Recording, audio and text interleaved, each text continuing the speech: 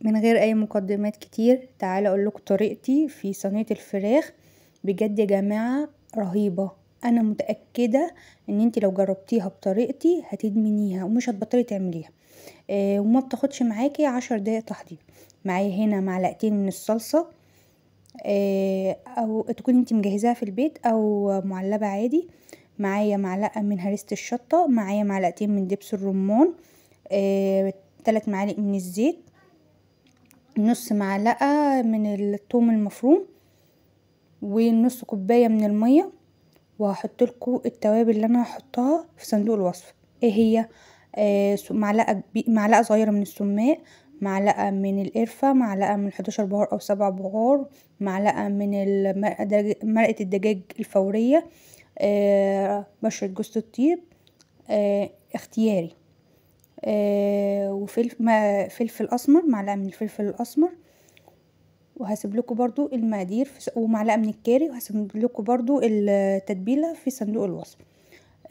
هقلبها كويس، وهجيب معايا بصل متقطع جوليان او حسب التقطيع اللي انت عايزاها، وبحط عليه معلقتين من السماق. يا جماعه السماق بيودي صينيه الفراخ في حته تانية. وتقدري برضو تضيفي بطاطس في المرحله دي لو انت حابه، بس انا بصراحه ما كنتش حابه ان انا اعمل بطاطس لان هعمل رز بسمتي، فما بحبش البطاطس والرز البسمتي مع بعض. هنزل بالفراخ بتاعتي، بكون مقطعها او عامله فيها شرايح كده عشان التتبيله تخش في كل حته. الصوص اللي بينزل منها يا جماعه رهيب رهيب. وهرصها كويس. تنفع بقى مع وراك، تنفع مع شرايح بانيه، تنفع مع اي خلطه انت عايزاها للفراخ يا جماعه. صدقيني هتعتمديها في كل وصفات الفراخ، وحلوه قوي قوي قوي يعني لشوي الفراخ في الفرن. كده انا كنت خلصت الصينيه بتاعتي. هحط باقي التتبيله، وهحط شويه ميه عشان يعني ايه ابقى ضامنه ان الميه ما تنشفش في الفرن. هكون مولعه الفرن على درجه حراره مسبقه 220، وهغطيها بورقه فويل. طبعا هنا حطيت شرايح ليمون. بصراحه هي بتبقى معتمده على الليمون، بس انا ما كانش عندي ليمون. بديل الليمون هو السماق. السماق ليه مزازه وطعم حلو قوي قوي قوي بامانه، انتي مش هتستغني عنه بعد كده.